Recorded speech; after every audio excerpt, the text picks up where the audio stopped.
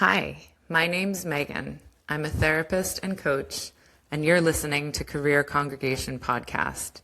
After spending hundreds of hours working with clients, one thing I noticed that so many people have in common is just how many people truly don't enjoy their work, or worse, hate what they do every day.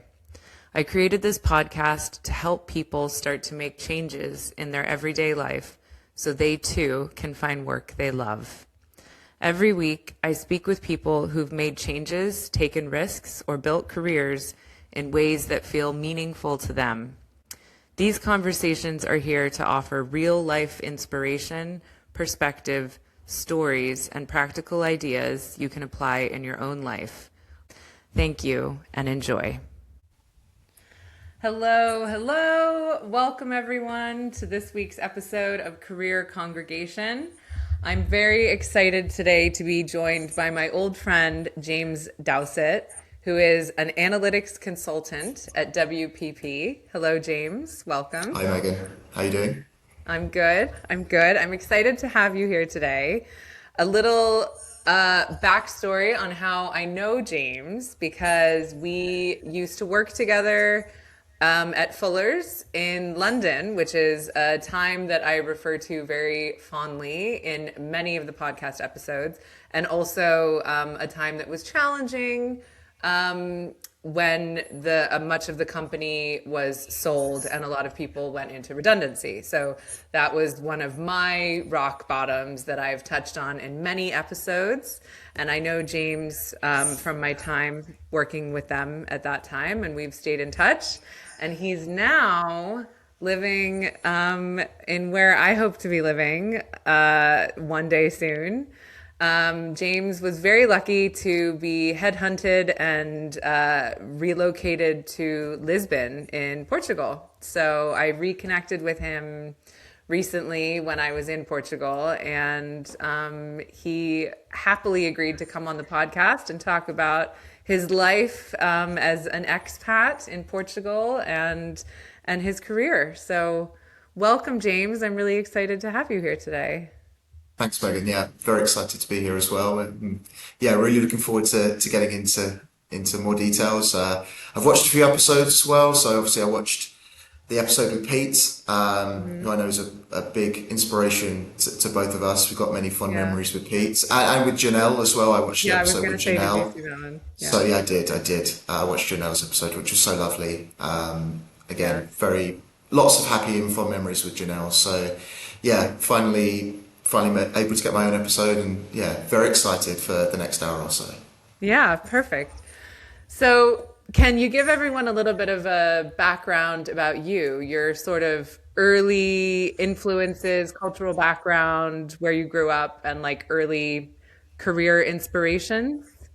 Sure. So I'm from Essex. I grew up in Essex, born and raised. I went to high school and junior school in Essex. Had a very good childhood. Really, my parents were very supportive. I would say I lived I wouldn't say sheltered childhood, but I lived a problem and hassle-free childhood as much as one could really, which I didn't really I took for granted at the time, but looking back, and as you meet more people when you go through life, you realize that people have challenges and often trauma in their childhood, and I really didn't actually, which I'm able to kind of reflect on now and be extremely grateful for. But I had a very nice childhood. I enjoyed school. I did quite well academically. Had lots of friends. So childhood was a very good time for me. And then I went to university. So I studied economics at the University of Kent. And that included a placement year, which I suppose has other names, like a sandwich year or a year in industry, I think was the official term that the I've never heard university used. sandwich year before. Yeah, I think it's like an older name. Like my dad was like, "Oh, he's doing a sandwich here." I'm like, I've "What?" never heard that. It sound like I'm doing food or something. No, yeah, sandwich. Because I suppose you could say it's been sandwiched because technically it was in between my second and third year of the Okay. undergraduate course. So I think the old term was it's sandwiched in between those 2 years. It's Okay. probably where But it in comes from. industry, so like taking a year off of study to work. Yes, yeah. So I Okay. went to work. I went to work as part of the government. So I went to work in Whitehall in central government, Oh, wow. which was great. I really enjoyed that time. There were lots of positives. There were a few like quite insightful moments and some certainly interesting things that I saw. I worked for the Department for Work and Pensions, which Oh is God, DWP. How was that? yeah. That was okay. So I worked in a department called FEDER, which was fraud, error, and debt analysis. So it was related to benefit overpayments and benefit underpayments. So Okay. it was focusing on those people who were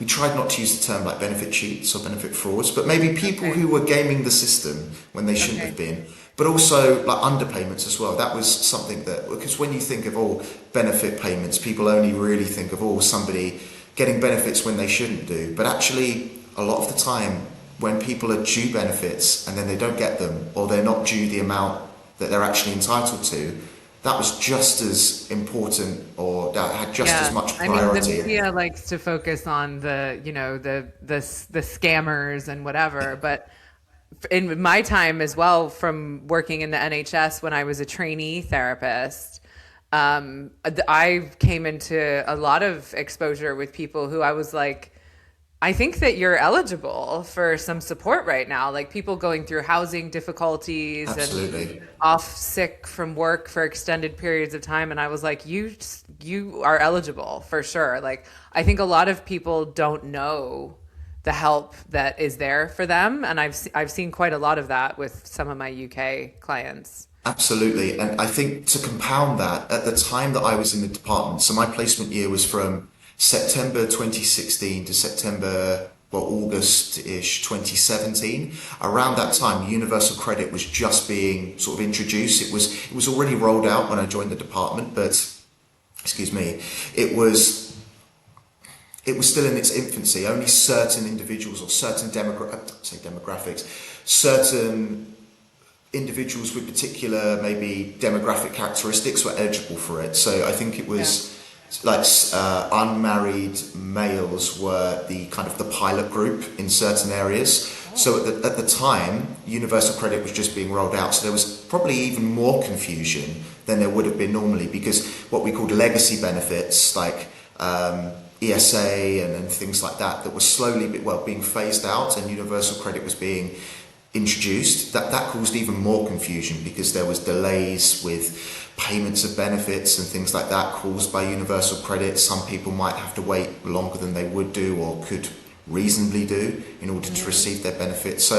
it was quite a challenging time in the department, and whilst it wasn't a policy focused role, some of my other friends who I got to know through the department who are on placement as well would be maybe more policy focused. So they might be on something to do with maybe state pension and things like that. So they'd often have maybe media briefings or going to brief ministers and things like that, which was quite exciting. My role was less media focused. It was less policy focused, I would say. It was more about sort of I don't know, just trying to find the right words, whether it's the tangibles or something maybe a bit more, a bit less policy focused, and maybe more person focused, if that's the right term. But Yeah. it was a very interesting time. It really showed a light onto an area of life that I wasn't really aware of. But also showed the inner workings of government with its inefficiencies and with its inability to maybe make fast decisions, the entrenched nature of government as well. Whilst I saw many positive things and many negative things, I think my takeaway was that government can be quite inefficient, and making fast change and change that can be done at a rapid Yeah. pace is extremely difficult. And not because people are against it, but just the systems and the silos that are in place that enable change to happen are so entrenched that it can be very difficult. I saw people wanting to enact change at a very fast rate, but the system, the yeah, the entrenched nature of the ways of working stopped people from doing that or slowed Yeah. things down massively. Or And let's have a I think meeting that about this meeting, and yeah, it was frustrating. It was in some ways. yeah, the bureau, I mean, it's old, Bureaucracy, right? yes. Yeah, the bureaucracy, it's really old, and I mean, obviously we know it so well in the UK, but I've now, and you now will know it in Portugal, and I know it as well in Ireland, right? Like just going over, and I did, a few months there earlier, at the end of last year and beginning of this year, and it is to just like get forms completed and returned is really, yeah, really, really slow. And I know that it's going to be that way in Portugal as well, as I'm sure you've experienced now lots of Yes, and I think we'll get onto that later in the podcast. But later. yes, Yeah. I'm very aware of the bureaucracy and things like that. So you So, didn't feel like continuing to work in government after your sandwich year? I mean, that is probably not strictly true actually, because I applied for what the government call for their fast stream program. So Hmm. the fast stream is for individuals who have got maybe a particular degree or a particular educational background. And it's kind of, as the name suggests, a fast track system in order to get those talented individuals into maybe like management positions or certain positions within government. And there's two parts to it. So you have the fast stream, and then you have your discipline. So that could be if you're a statistician, an economist, a generalist, or I think there's one more. I can't remember quite what it was. But there was four disciplines within the fast stream, and the fast stream is quite a difficult assessment centre across sort of several stages. You have online interviews, you have online sort of mental assessments, and then you go into a day. You actually attend an in-person all-day event at Whitehall with other individuals, and you're based on it's how you have team-based exercises, you have individual things. So for example, I'd be in a room with maybe 8 or 9 other people, and we'll get a policy-based question or a policy-based exercise, and for the next hour or hour and a half you'd have to decide what policy you're going to do, trade-offs, pros and cons, things like that. And in the room with you are government, I would say, maybe sociologists and psychologists, and they are analysing what you are doing. So they're sat in the room at the sides with notepads and pens, and they are taking notes on how you behave, how you interact with others. So it's and you get like you get a write up, and you get a report of how you basically are as a person in terms of those specific situations. So it's not just it's quite detailed and quite daunting actually to be in a room knowing that you've got people kind of looking around, seeing how you're behaving, how you're responding. So that I was know interesting. government roles. It's because I have another friend who actually she ended up. I don't. She's IT something, Okay. and it's MI one of them, either 5 or 6. I'm not sure. Okay. Wow. And that was the most insane interview, and it was like 6 months of like her being observed, and I was one of the people that was like a character witness for her. So I was interviewed, and I Okay. was so nervous. They asked me the wildest questions, but I Racist feel like questions. they're Racist like they questions. really want they have like a very specific tick like checkbox like list of like the type of people that they want working with them, right? Like And it's very specific, I think. Like how I would institutionalized are you? I would even go one step further to say they have individuals they don't want them to work with, because if you're in say MI5 or MI6, if you've got any sort of leverage, anything that could be used against you, that somebody could, I suppose, make use of or use as leverage, then that will be that is something that I think the government won't want individuals with Yeah. that potential. When I was in DWP, there was a part of the department where particular roles were able to access unencrypted national insurance numbers, which are obviously very important, and Wow. you can't just have anybody accessing unencrypted, what we call NINOs, national insurance numbers. and you had to go through security clearance in order to be able to access the unencrypted Yeah. Ninos. It was never an option for me because I was a placement student, but depending on the role within the department, some people could do that, and I won't. I actually don't even know his second name, but there was somebody who wanted to go like for that maybe promotional beat or maybe make an internal move within the department, and they had their security sort of vetting to be able to. I can't remember if he was going to access national insurance numbers or be able to do something else, but he actually stopped the process because some of the questions that they were asking, he wasn't comfortable answering them. Obviously, he never elaborated, and I didn't want to know. It's I none was of my asked business. some very strange questions about my friend and her relationship and her history. Like they were like dating questions. I was like, excuse me. Like, it was pretty intense. Yeah. So yeah, they definitely have like a character profile of like who they want. So Yeah, needless to absolutely. say, I don't think they would hire me. No, So probably not me either. Well, that might have been part of it. Who knows? But no, going back, Megan, I did want to join the civil service. I wanted to go back to be part wow. of government, but I passed the FSAC. I actually passed it, I think, 2 or 3 times in 2 or 3 separate years. It only happens, I think, once a year. Hmm. And the FSAC is the hardest one to pass. Normally, normally the FSAC is the most difficult one that people fail at, and I passed it every time. The problem I had was when I got to the Economics Assessment Centre, which is the discipline-based one. For whatever reason, well, probably because my economics wasn't good enough, that I failed the EAC, or the Economics Assessment That's Centre, like that three was your times. degree. I know, which is Oh a bit gosh, I'm surprising, sorry. really.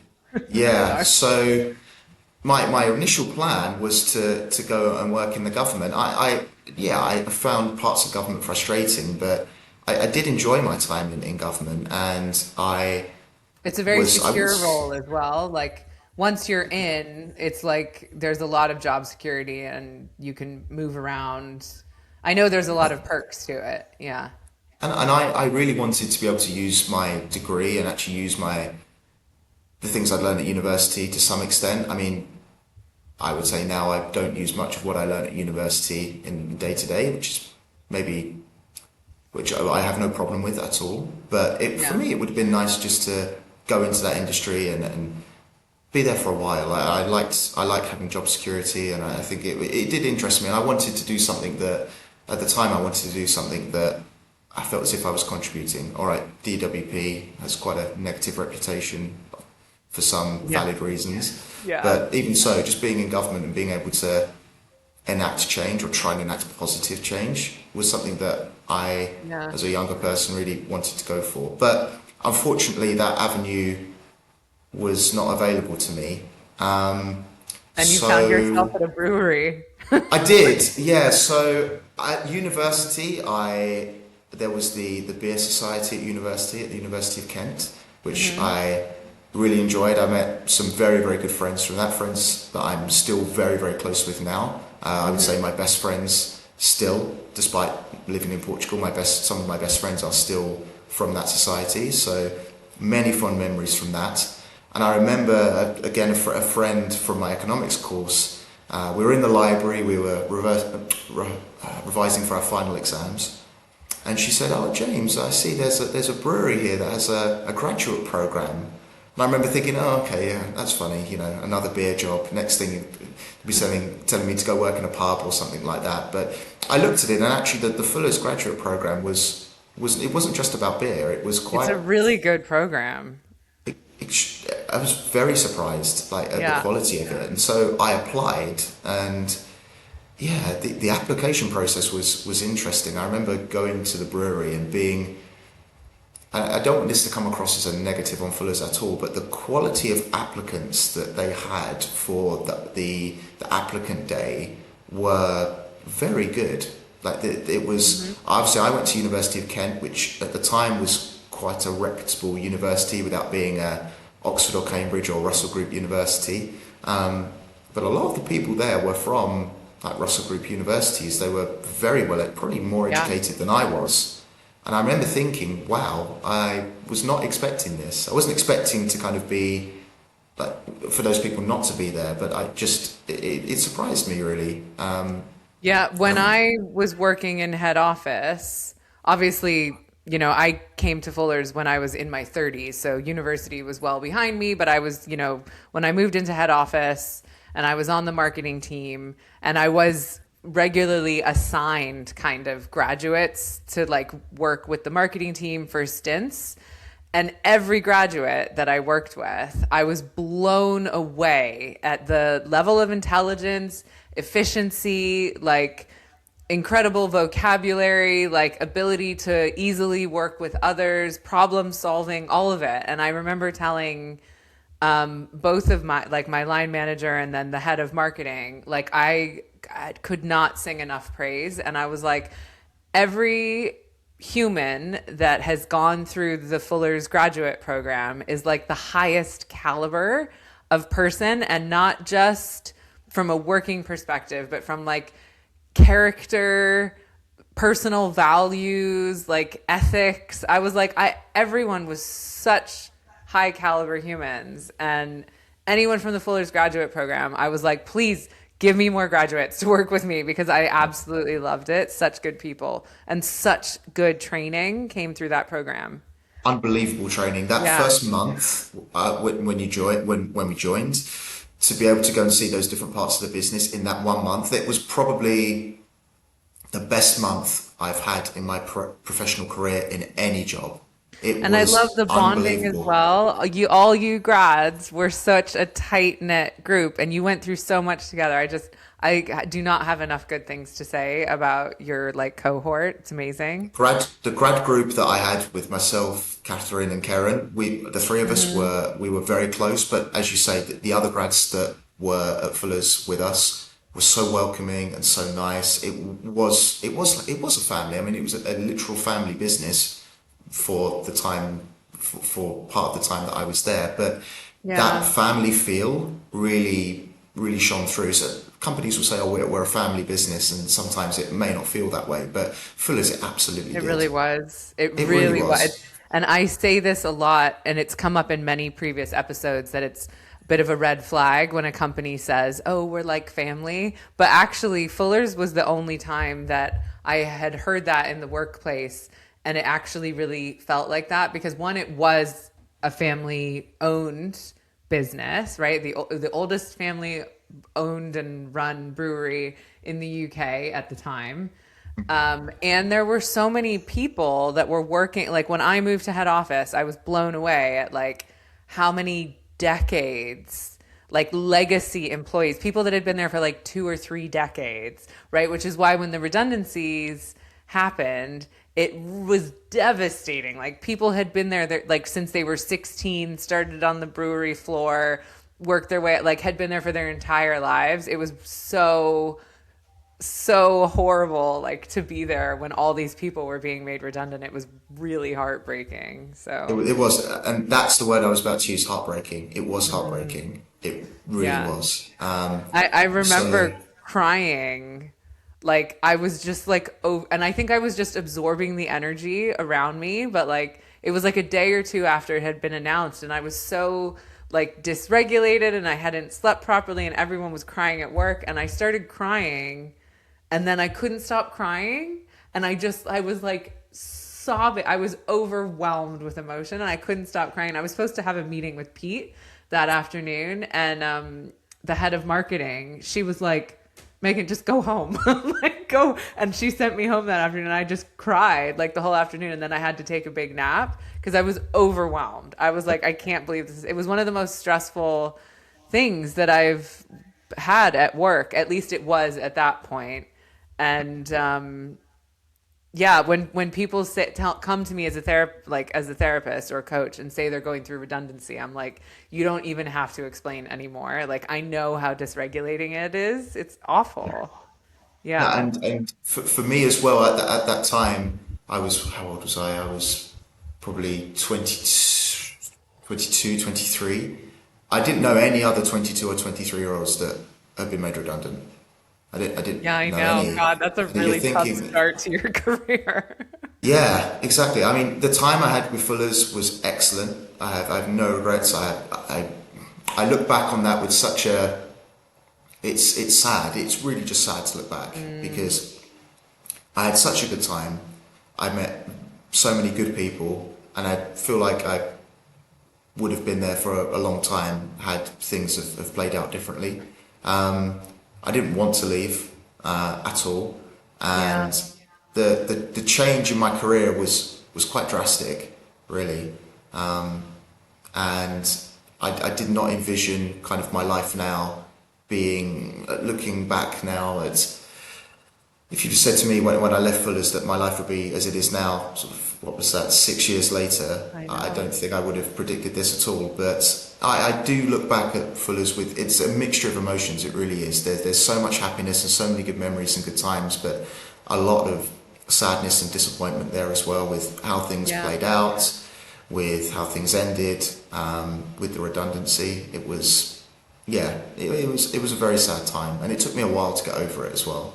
I think there was a I lot mean, of that's a huge, that like, that literally leads into the next set of questions that I was going to ask around rock bottoms, but like, what a like foundational rock bottom to have right at the beginning, like a quite formative time in your career. yeah, absolutely. I'd been at the, I think I'd been at Fuller's maybe about 18 months, finally finding my feet and feeling settled within the role.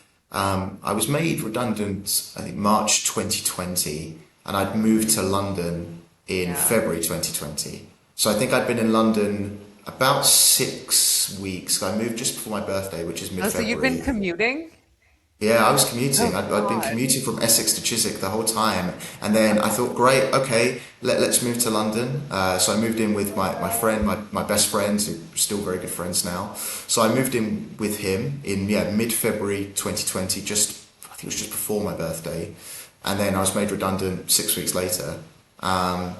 So just moving to London in the middle of a pandemic, well, just before the pandemic kind of really It was hit. right before, because I left. It was the week that London locked down, and I was like, I can't be here. Like I don't even know what I'm doing for work now. So I got like the last flight. I got one of the last flights from London to Los Angeles. Like I landed in LAX, the lights were off. There was like it was an emergency flight of US citizens. It was Yeah. wild, It wild. was like Yeah. so wild, and having all of those things happen kind of basically sequentially. Moving to London, kind of a big change in that respect, and then being made redundant at that time, and then also kind of having a How are you bit of going to pay a, your rent?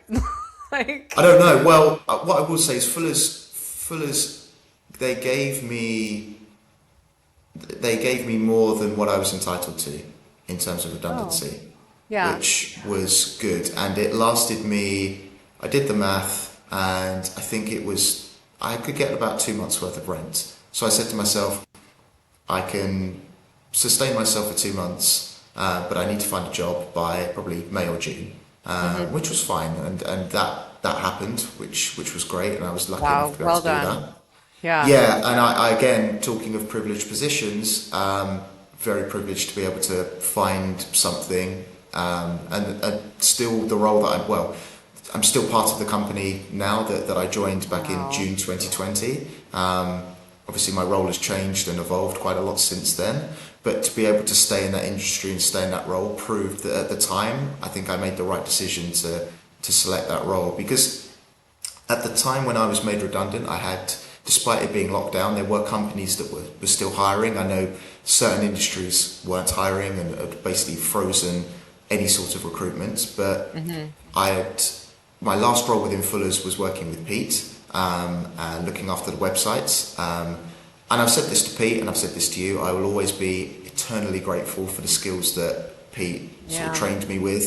Because if it wasn't for Pete, I really don't know what I would have done after I got made redundant He because the always skills. says that he wanted to make sure that in anticipation of what was to come, he always wanted to make sure that everyone had as many transferable skills as possible. to prepare us for the job market. So like, yeah, the skills that, and it was the same with Janelle. He did so much for her with like the blogging platform and like her training for that, and SEO was so Yes. good. Yeah. Yeah, and the analytics and the tag management and Hmm. just the Google Stack for me, those skills are what got me my role now.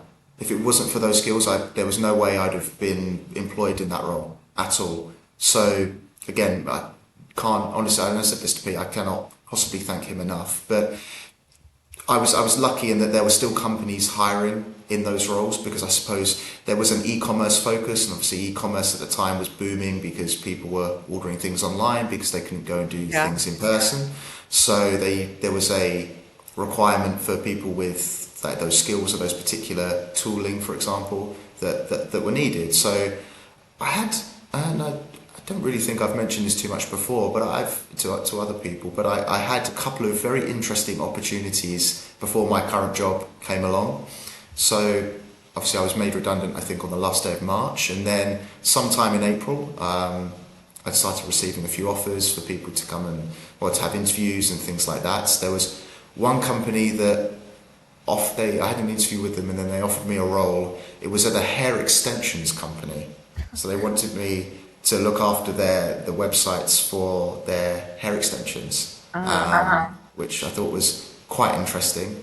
I Yeah, they said, "Oh, why are you interested in this particular role in this particular job?" I couldn't exactly say, "Well, I'm an avid user of hair extensions, and I love I love going and getting my weave or something like that." I can't could yeah. Like, what am I meant to say to that? It's like we're in pandemic, we're in lockdown. I've been made redundant, like I in had some 20. weird interviews during Yeah, lockdown too. Yeah.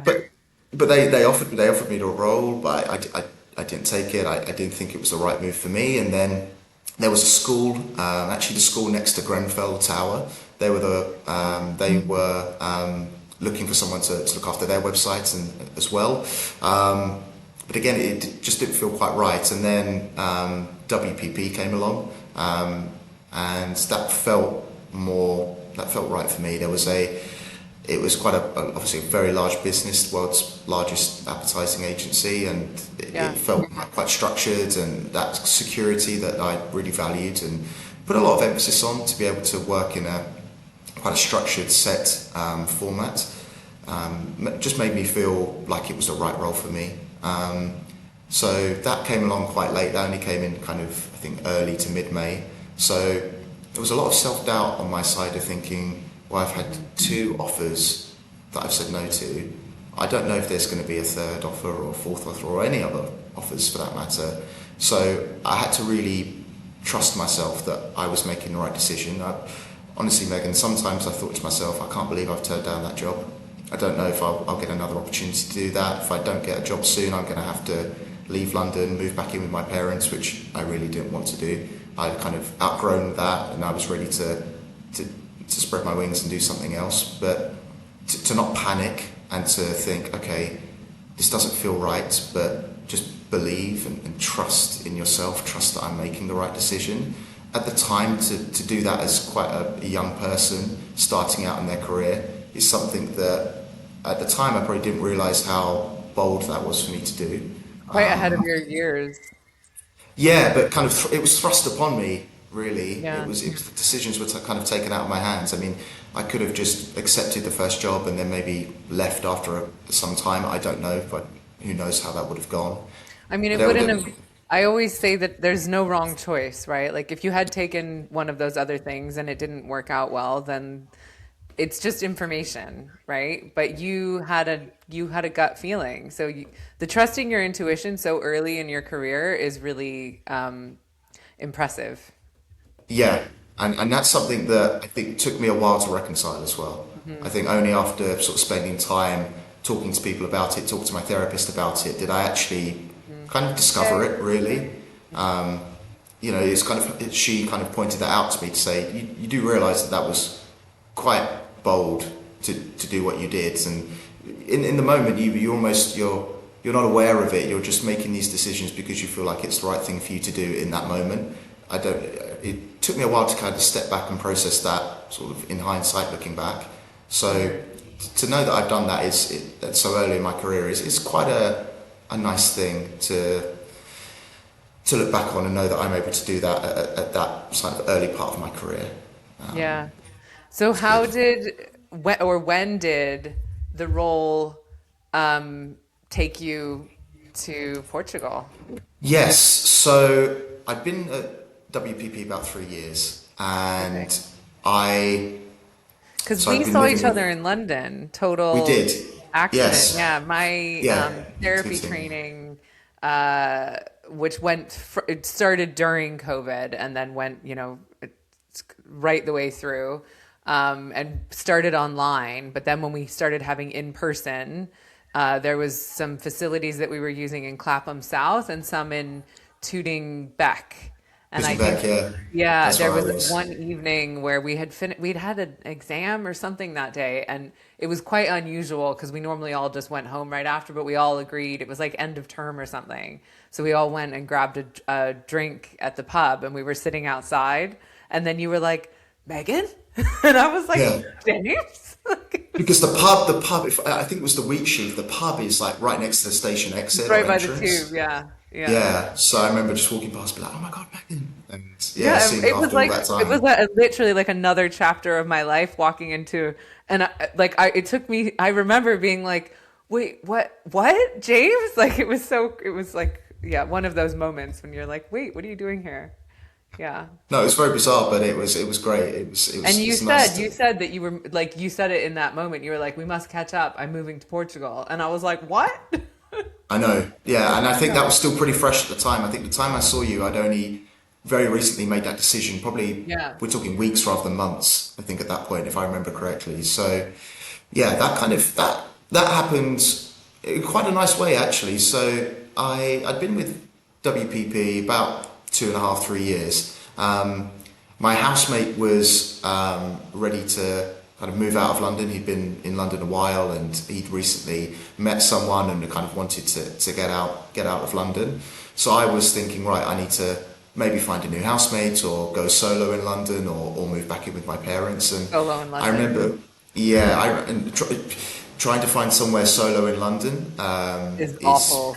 yeah, it was sold. I've tried so We, many times. I don't use the word soul destroying lightly, but honestly, going onto Rightmove and looking at one bed places within a certain financial or a certain monetary bracket, what it was soul destroying. Like it's not Like hyperbole. affordable studios for a solo person is I don't legally they shouldn't be allowed to be called No, studios. Yeah. no, it's I would say at the time it was impossible, and this was 2022, 2023. So the rent was still crazy back then, but maybe even now it's probably even worse. But Yeah. so I kind of had a decision to make about that. I was thinking about my future in London, not within my role. My role was quite settled and I was very happy, which I think influenced the move. So one of the managing directors at our part of WPP is Portuguese and been living in Portugal for a very long Oh, time. okay. And he wanted to move back with his family. He had a young family, three boys, I think all under the age of, I think at the time maybe I think they were all under the age of 6 or 7. So very young family, been there a long time. He wanted to go back to Portugal, and he said that he asked the company, can I open an office? Can I open some sort of pilot space within Portugal to complement what we're doing within the UK? Mhm.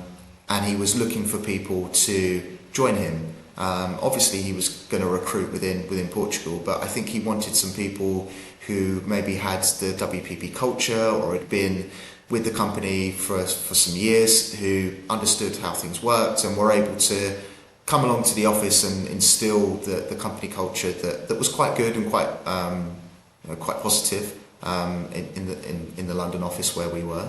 So I got to know a couple of people who were going to relocate before me. So I got to spend some more time with them, and I realised that actually moving to Portugal was quite a good idea.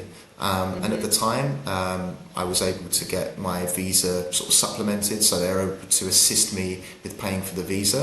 I still had to pay Nice. for sort of accommodation and figure things out for myself, but I remember thinking, honestly, I remember thinking that I couldn't find a good reason not to go.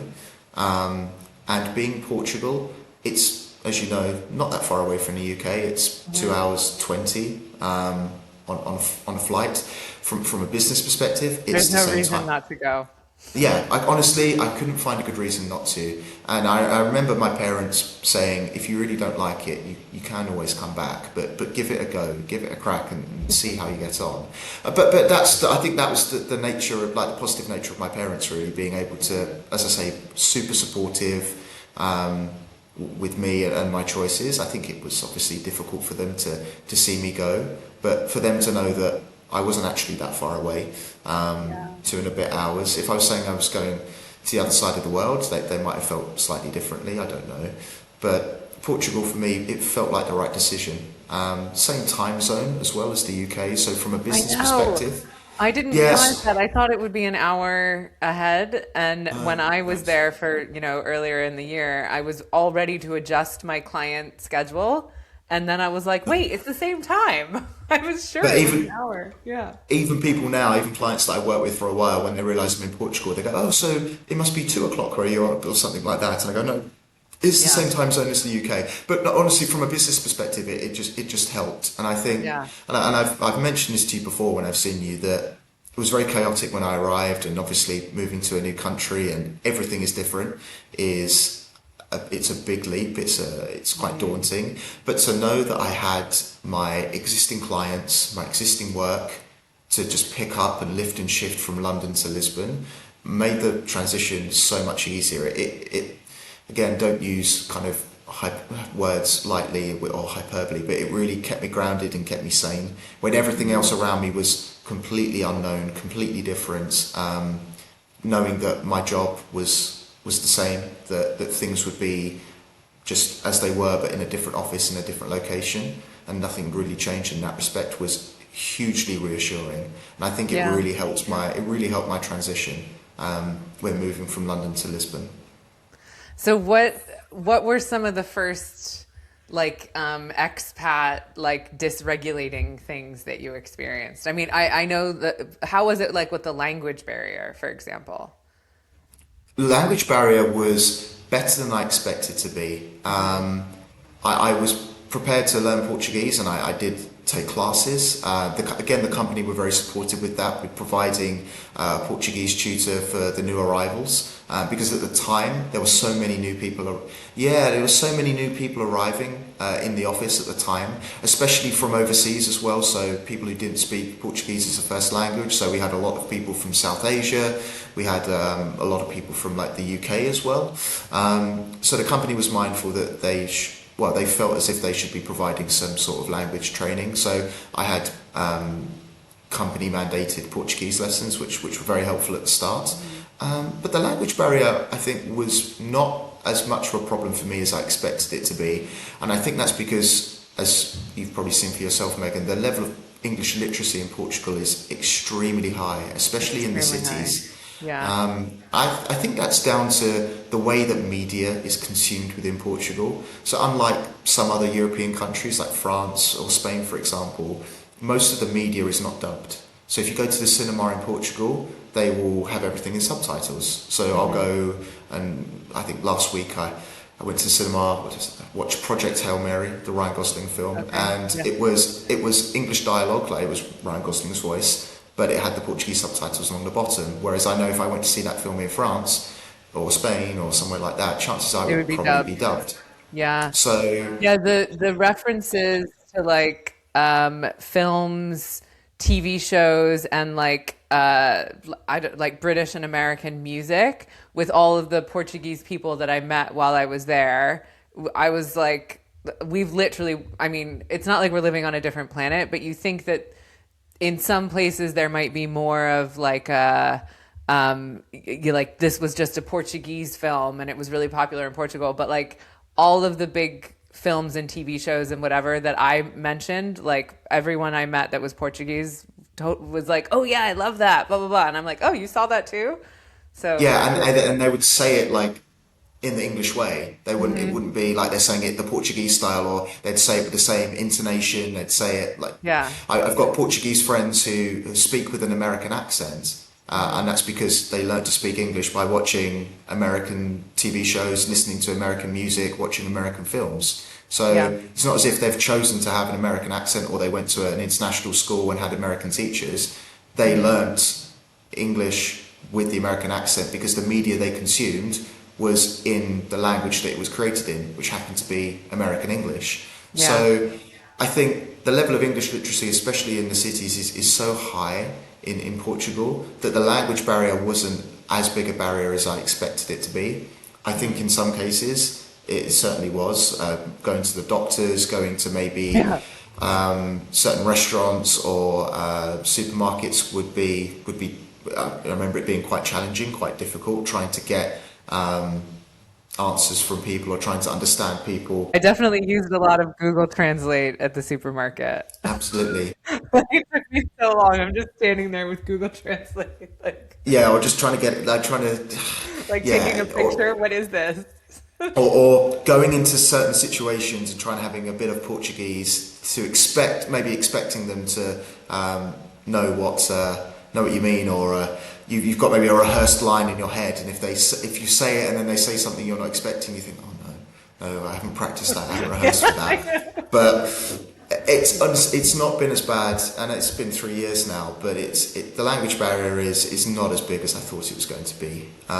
Obviously, there's been other barriers within Portugal that have been quite tricky. We touched on it earlier around bureaucracy, Yeah. that were that have been extremely challenging for me personally. What's been the stickiest? So I was unable to leave Portugal for about 11 months, Oh, ouch. which was, yeah, that's, I don't want any of the viewers to think that that is the standard process. It's not, I Yeah. promise. Right. So so obviously I arrived on my visa, which lasted for 120 days. In that time, I was eligible to apply for a temporary residency permit, kind of like a little plastic card. It was my temporary residency permit. Looking back, it's the most important document I will ever have probably in my life, because my entire fate is held within this tiny little piece of plastic. It's madness. But I had that appointment in September, so I arrived in June, and I had that appointment in September. Wow. VFS, yeah. So VFS, unbeknownst to me, VFS Global, the visa agency I used in London, sorted me a residency card appointment. At the time, I thought, oh, okay, that's nice. Cool. I didn't realise how difficult that was. I had colleagues here who, when they got their visa from their respective countries, their visa agency did not get them, or unable to get them, a residency card appointment, and they had been trying for years. I mean years. I mean, I'm At seeing the, this on some of the expat forums on yeah. Facebook. People are like, "Can you help So me get this appointment?" Which is, yeah, so to have one already arranged for me so soon after I arrived, again, at the time I didn't realise how lucky I was that we had that. So credit where it's due to the visa agency within London to get that for me. So I had my residency appointment, and that was in September. And the minimum the legal requirement in Portugal is that after 90 working days, the government department is expected to deliver your residency card to you. Unfortunately, that didn't happen, due to several reasons. Firstly, the huge backlog of people arriving. I think the Portuguese bureaucracy basically just couldn't handle the influx of people arriving into Portugal. I had my residency card appointment in the main central immigration office in Lisbon, which I thought at the time was very convenient, but actually probably turned out to be more of a hindrance because of the yeah. sheer number of people using that facility.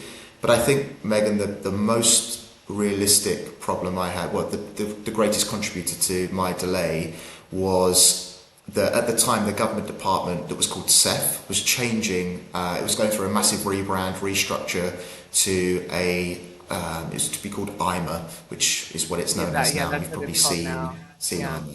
Yeah, so it was changing after many years of potentially changing, of media speculation. It finally changed around that time. It changed kind of end of 2023, start of 2024. And I think realistically what happened was that my process was just lost. It was just, it fell through the cracks and it was forgotten about.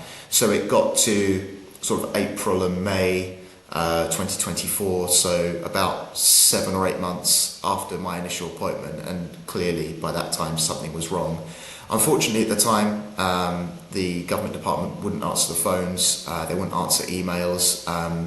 I had a lawyer who was not maybe as forthcoming or as diligent with the chasing that she needed to be. So I hired a new lawyer who was extremely diligent, called IMA multiple times every single day, sent multiple emails every single day, and eventually her persistence paid off and my process was done.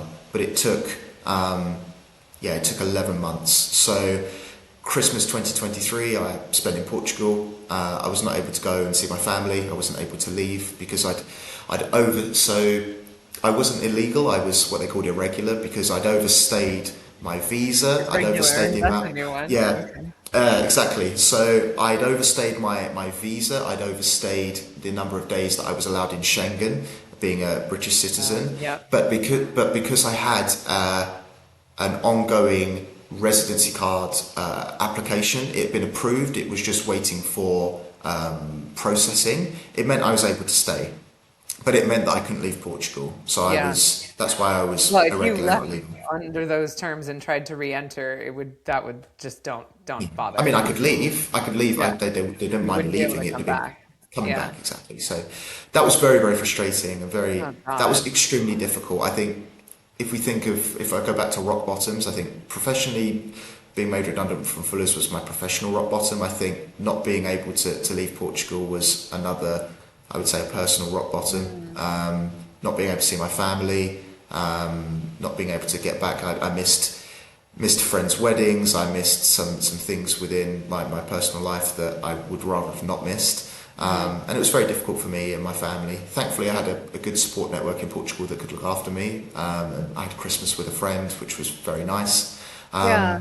I've had quite a few But Christmases with friends. It's it actually is nice. quite It's lovely. amazing. It Yeah. is to see how things are done differently. It's Yeah. very eye opening, and I look back upon that with real fondness actually. And I still say that to my friend now that Christmas with her family and her was very special, and it really was. But I think the bureaucracy of IMA is getting better. I'm currently going through my residency card renewal now, and they have an online portal where you can do it remotely. You don't need to go in person for it. Oh wow, that will make a huge difference. Massively. Yeah. And my application was it was received and processed within a couple of days, and it's now under review. And apparently, the under review process takes around a month, and then the card is going to be reissued. So, what I would say is that the processes now are getting much better for IMO. There are still problems, as people are probably aware, as you might be aware. It's still not perfect, but I think the Portuguese government has put a lot of resource into making things better. Things like family reunification, I think, are still quite tricky. I've got a few South Asian colleagues in particular here who Yeah. want to undertake family reunification. Some of the guys from Brazil as well want to undertake family reunification, and Yeah, that's been I've very met a few challenging. Brazilian people that, yeah, I know that that's a difficult one. And Yeah. unfortunately, it's meant that some of my colleagues have had to return to to their country of origin or where they were before they moved to Portugal without having moved their family over, and that is very heartbreaking and very Yeah. difficult. But what I would say is that there are so many expats and so many people in Portugal that you can always ask for advice. There's people who have got myriad of experiences, positive, negative, somewhere in between, that nobody is probably. I often thought, am I the only person who's going through this right now? And I wasn't. Even Yeah. within my company, I was people in the same boat. So for any expats out there who are thinking of moving to Portugal, I don't want to dissuade them, far from it. But I think the bureaucracy is something to keep in mind. But it is getting better. But what I would say is that there are people out there, whether it's forums or groups or businesses that are able to assist you. There are people out there who have been through what the potential things that one might go through. And it's that there is safety and support there. I would say certainly. Yeah.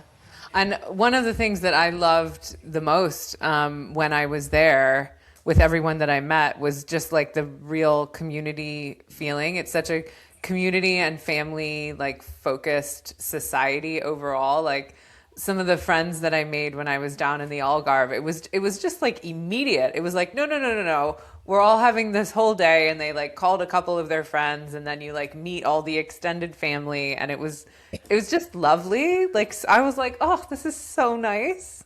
Portuguese people they are so welcoming and so nice. And I think one of the things I've really noticed is how family orientated they are as well. I've never seen children be treated so well in restaurants anywhere in the world. Anywhere. Children are, they get attention, they get care, they're not looked down upon, they're not, restaurant staff don't sort of treat them as annoyance or hindrance. They are respected, they are treated so well and so nicely. I've said to family, friends, and people that I know with young children, if you come to Portugal and go to a traditional Portuguese restaurant with your children, they will have the best time. The children will Yeah. be treated like so well, like little prince and princesses. Honestly, it's so Yeah. nice to see. It's so lovely, and I think that is, if somebody was to ask me what's maybe an example or an anecdote that represents Portuguese people, for me that would be it, of how children are so well respected and treated when you go to like a traditional restaurant. It's so lovely, and it never fails to make me smile, and that is my kind of anecdote of as to what Portuguese people are like. So welcoming, so nice, so humble. Yeah. Oh, well, that's exciting to think about the future, you know. So, I mean, Yes, it's a lot of steps, but it is. so now reflecting on all of these experiences that you had, right, which have Yes. been very character building, and your career clearly has come quite a long way from government to brewery to Lisbon. Yes. Reflecting on some of these lower points that you had, or maybe a personal one, what advice would you today, like present day you, give to yourself at one of your lowest points?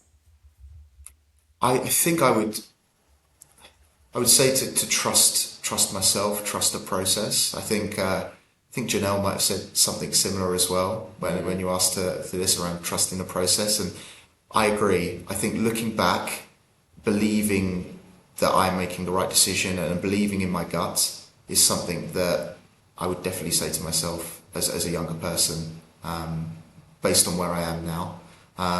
Letting it all work out, and knowing that it's going to work out okay. It's probably quite a privileged thing to be able to say, to know that it is probably going to be okay. Not everybody is probably able to say that, but I feel lucky enough that with the benefit of hindsight, and saying to myself, like, I would say, yeah, me 6 years ago when I was at my lowest moment after the redundancy, to tell myself, look, it is going to be okay. Trust yourself, and it's going to work out all right. I think that's what I would say.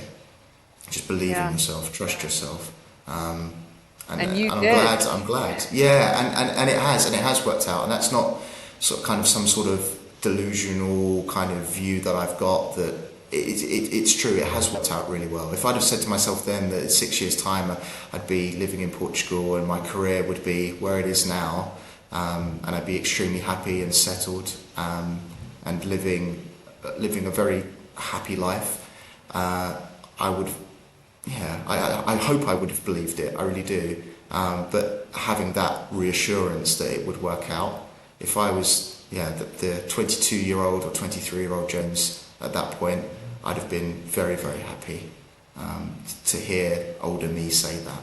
Definitely. Oh, that's so nice to hear. Yeah. Well, thank you so much, James. This was a really good conversation. If people want to reach out to you, is there a place that you are happy interacting with them, or would you rather be aloof? No, I'm happy for people to reach out to me. I am on Instagram, so my Instagram is at @JMDowsett. I'm on Facebook. I'm also on Twitter with the same handle as Instagram. But yeah, you can drop me a message on Instagram. That's probably my most used social media. And then yeah, I've also got WhatsApp as well. If anybody wants to message me there, anyone Yeah. who's got my WhatsApp, you can reach out. But for anyone especially for anyone who's keen to talk about relocation, obviously it's a focus of Portugal for me, but anyone who just wants to talk about any sort of relocation from the UK or outside of Europe into Europe, obviously anyone who's relocating to Portugal or considering it, please drop me a message. I'd be more than happy to talk about my experiences. I know we briefly mentioned it here, but there's Yeah. a lot more to it, and a lot more things that I can definitely shed light on. So please, if anyone does have any questions about that, please message me on Instagram, JM Dowsett, or anywhere else like that. Yeah. Thank you. And yeah, certainly there's a lot of people, right? So Yeah, you're not alone. I'd like to know that I'm not alone, and anyone who's listening, yeah, reach out. And yeah, please do. Yeah. yeah, perfect. Thank you so much. And I will see you soon in Portugal. Yes. See you soon, Megan. Bye bye. Thank you so much for listening to this week's episode of Career Congregation. I hope it gave you something to think about or inspired you in some way. If you enjoyed this conversation, please take a moment to like, subscribe, or share this episode with someone you think it might resonate with. Every bit of support helps. If you know someone who you think would make a great guest, please send them my way via the link in the show bio. And if you'd like to support the show and the work that I do, you can buy me a coffee via the coffee link also in the show bio. Thanks again, and I'll see you next week for another conversation about all things career.